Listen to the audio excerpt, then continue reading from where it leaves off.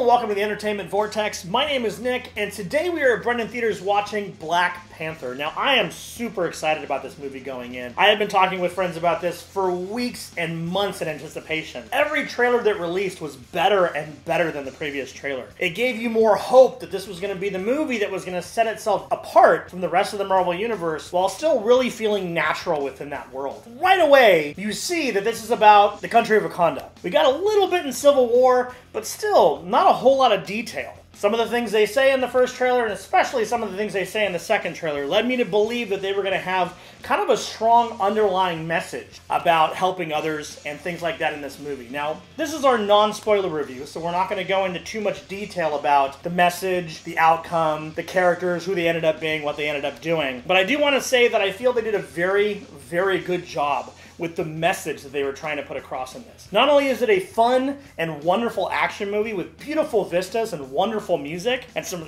really, really cool special effects and tech ideas, but it has kind of this underlying moral and these values to it that you see the characters kind of struggle with through the movie, and when it comes to the end, you just feel really good about the outcome. And in my opinion, it makes you feel really good about the potential of humanity. To go into what is essentially a superhero movie, a comedy/action movie, and come out with this feeling of humanity, that is a well-written movie. As you guys know from watching our previous reviews, while Nick and I are both very into comic book culture. He's the DC guy, I'm the resident Marvel guy. So going into this, I had a lot of expectations and a lot of things that I wanted to see. The way that they portray Wakanda in general is absolutely breathtaking. The culture, the characters, the way that they show all of the individual tribes and what they bring and what they do to help bring this place forward and keep it hidden, keep it kind of secret, and build their empire, essentially. The things that they're doing, and I feel like this is one of their strengths, that they're able to craft a storyline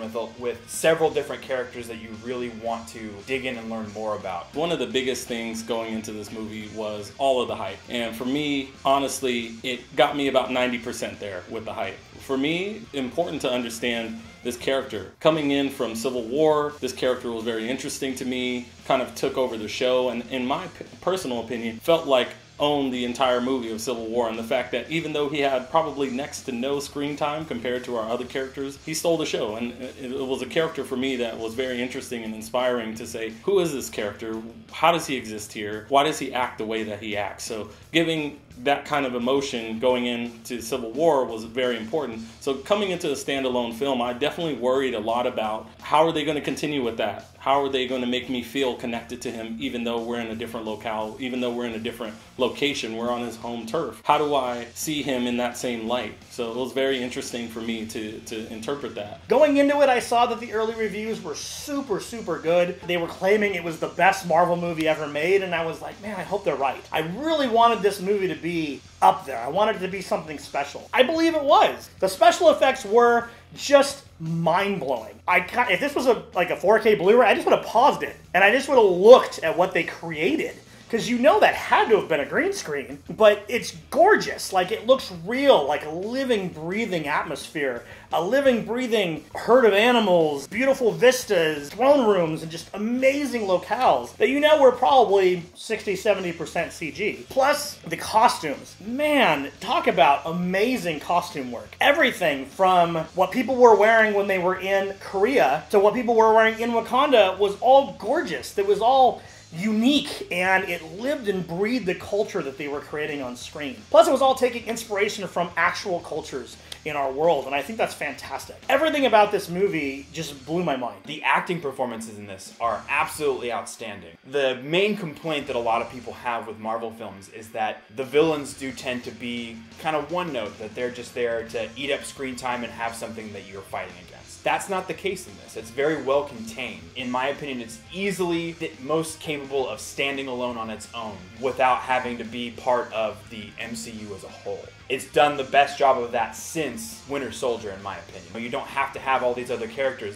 It doesn't need to have the rest of this cinematic universe hold it in place. I feel like the character that stands out the most to me is Michael B. Jordan as Eric Killmonger. Really interesting to see another villain move into the fold that can really hold screen time and that has morals that make sense to the person watching the film, has motivations that if I were in his situation and in his shoes, I would potentially see things from the same light. And he ends up being a perfect foil to the other characters in the story who are trying to present, maybe a different viewpoint and come from a different background. I felt like the soundtrack itself throughout the movie was pretty awesome. There's been a lot of positive reception around the album, and it's currently on all the different streaming platforms, so I definitely encourage you guys to check it out. It's something worth listening to for sure. But just overall, looking at the character and my feelings around the movie, I thought it was very important to feel connected to him, and I did feel that. There are a lot of characters to learn in this movie. I mean, it throws you in,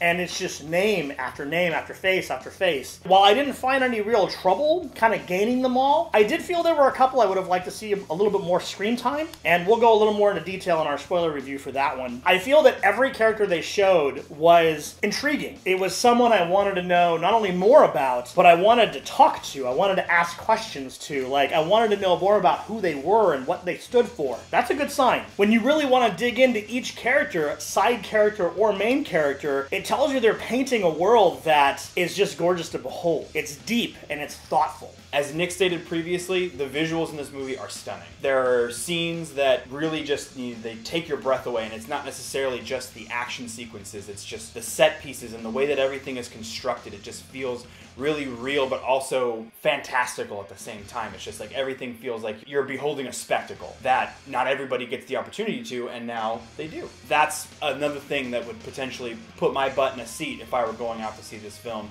which I will do several times. Going into this movie, I probably would give it about a 9 out of 10, just in the fact that I felt that it achieved everything that I wanted it to, but it still left me wanting more. So I couldn't quite give it a perfect score because I want more.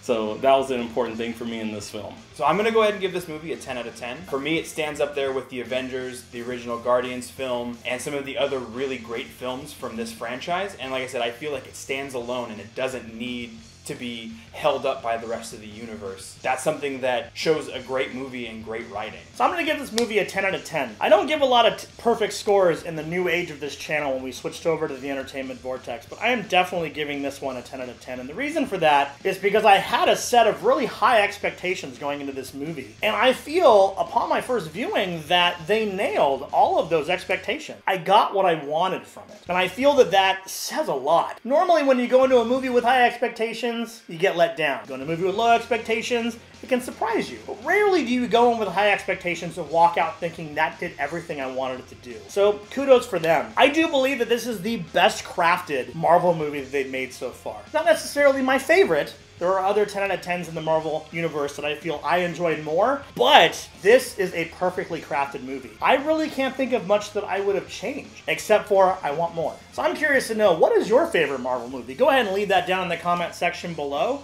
And if you haven't subscribed to the channel already, I highly suggest you do. We give you a minimum of 4 videos a week, usually being 1 movie review, 1 Funko Pop news video, and 2 gaming videos. Also, don't forget that we do have shirts available now. There's a link down in the description for that. They're available in 5 different colors, and they turn out really, really good, as you can see. We hope you'll follow us into the Vortex. We'll see you next time.